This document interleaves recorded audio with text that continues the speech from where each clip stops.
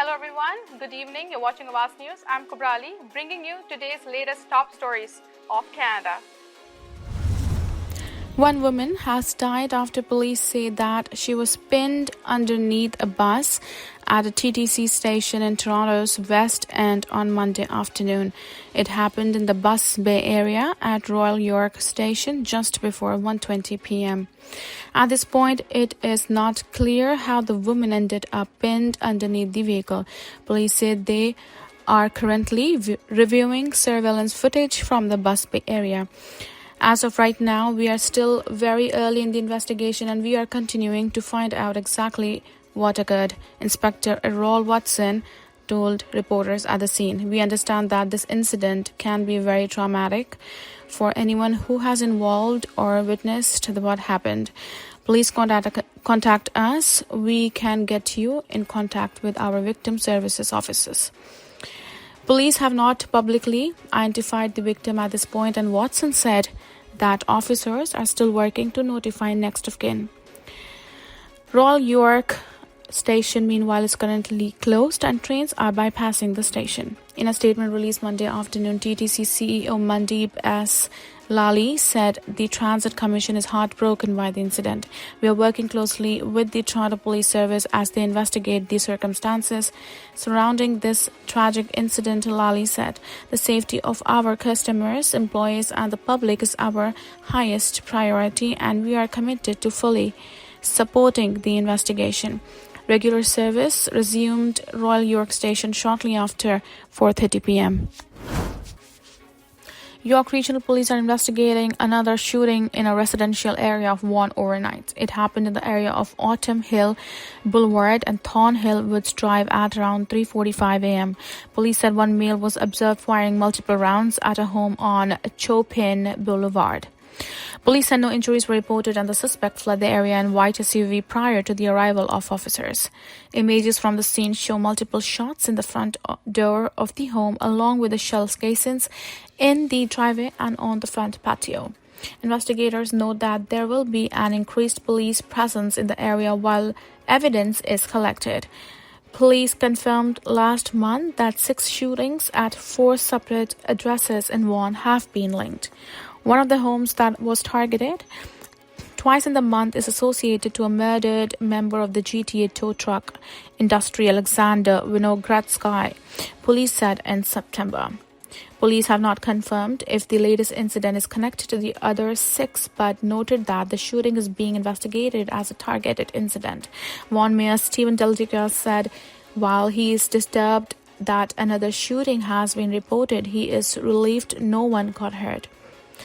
These instances are a direct result of a broken criminal justice system that catches and releases repeat offenders instead of keeping them behind the bars, Del Duca said, echoing earlier comments he has made about the previous shootings. I cannot express this enough. This behavior cannot be tolerated any longer. We need stronger and tougher laws and real bail reform from the federal government immediately. Ontario's school boards are jointly urging the provincial government not to proceed with Premier Doug Ford's plan to get rid of speed cameras. A statement Monday from the province's 4 publicly funded school boards association is just the latest in a series of groups supporting the automated enforcement tools, including municipalities, the Ontario Association of Chiefs of Police, and research from the Hospital for Sick Children. When it comes to protecting children in school safety zones, we must take every possible precaution, reads a statement from the Ontario's Public School Boards Association as well as Catholic and French organizations.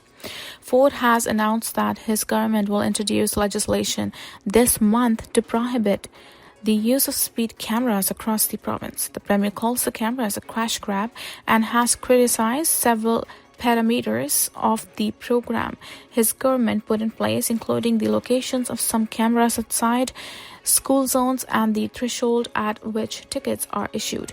But the school boards are asking Ford to refine the program instead of scrapping it entirely, similar to calls last week from more than 20 mayors. Ford believes traffic can be slowed down through alternate measures such as large signs with flashing lights, roundabouts, and speed bumps. A large amount of available data, however, does show that speed cameras slow traffic.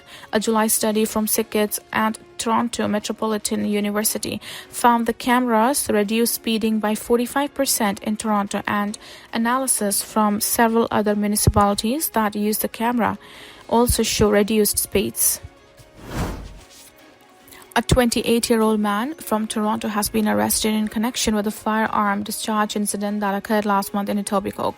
It happened the evening of September 21st near Lakeshore Boulevard West and Islington Avenue following an argument between the suspect and the victim, who did not sustain any injuries, police say in a press release issued Monday. The suspect allegedly pushed the victim to the ground after the argument and proceeded to discharge the firearm on the ground, police said. The suspect was arrested on the evening of October 4th near Lakeshore Boulevard, West and Long Branch Avenue. Police alleged that at the time of the arrest, the suspect was in possession of a loaded .38 caliber revolver, handgun, and an undisclosed quantity of ammunition. Riley Lormon was charged with assault, reckless discharge of a restricted firearm, 2 counts of possession of a restricted firearm, 2 counts of possession of a firearm knowing it is unauthorized, 2 counts of unauthorized possession of firearm in a motor vehicle, 4 counts of possession of a firearm in ammunition contrary to a prohibition order, and careless storage of a firearm.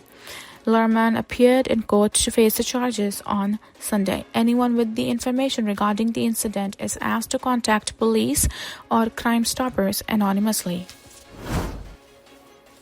Trump last month had said heavy truck imports would face new duties on October 1st on national security grounds, saying the new tariffs were to protect manufacturers from unfair outside competition and that the move would benefit companies such as PACCAR-owned Peterbilt and Kenworth and Daimler Truck-owned Freightliner. Under the trade deals reached with Japan and the European Union, the United States had agreed to 15% tariffs on light-duty vehicles, but it is not clear if they will face that rate for larger vehicles. The Trump administration has allowed producers to deduct the value of U.S. components from tariffs paid on light-duty vehicles assembled in Canada and Mexico. Larger vehicles include everything from delivery trucks, garbage trucks, public utility trucks, transit, shuttle, and school buses, and tractor-trailer trucks, as well as semi-trucks and heavy-duty vocational vehicles. The U.S. Chamber of Commerce earlier urged the Commerce Department not to impose new truck tariffs, noting the top 5 import sources are Mexico, Canada, Japan, Germany, and Finland, all of which are allies or close partners of the United States, posing no threat to U.S. national security. Mexico is the largest exporter of medium and heavy-duty trucks to the United States. A study released in January said imports of those larger vehicles from Mexico have tripled since 2019 to around 340,000 today, according to the government statistics. Tariffs could also affect Chrysler parent Stellantis, which produces heavy-duty Ram trucks and commercial vans to Mexico. Stellantis had been lobbying with the White House not to impose steep tariffs on its Mexican-made trucks. Sweden's Volvo Group is building a U.S. $700 million heavy truck factory in Monterrey, Mexico, due to start operations in 2026. Mexico is home to 14 manufacturers and assemblers of buses, trucks, and tractor trucks, and 2 manufacturers of engines, according to the U.S. International Trade Administration. Mexico opposed new tariffs, telling the Commerce Department in May that all Mexican trucks exported to the United States have an average 50% U.S. content, including diesel engines.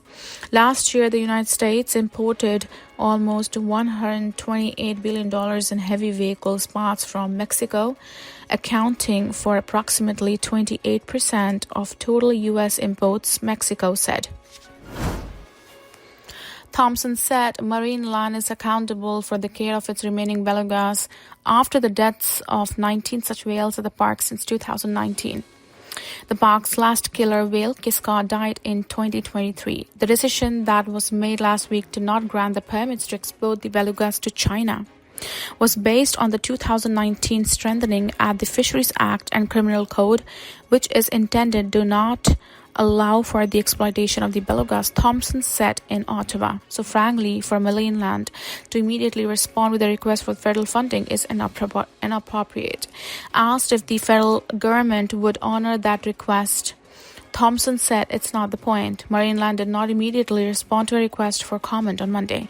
Last week, Thompson said she denied the permits to move the whales to Chimelong Ocean Kingdom because she did not want to subject them to future performing in captivity, which is consistent with the law passed in 2019. Marineland had signed a deal to ship all of its remaining belugas to Chimelong, which took more than a year to finalize. Chimelong has not responded to multiple requests for the comment. Marineland has since said they have no other options to move the whales.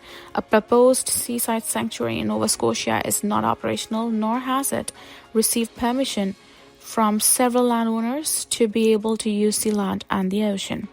In its letter to Thompson on Friday, Marineland wrote that euthanasia would be a direct consequence of her decision in denying permits for the belugas export to China. Premier Doug Ford says more booze may be stripped from LCBO shelves if a plan to shut down a Crown Royal bottling facility in southwestern Ontario goes forward.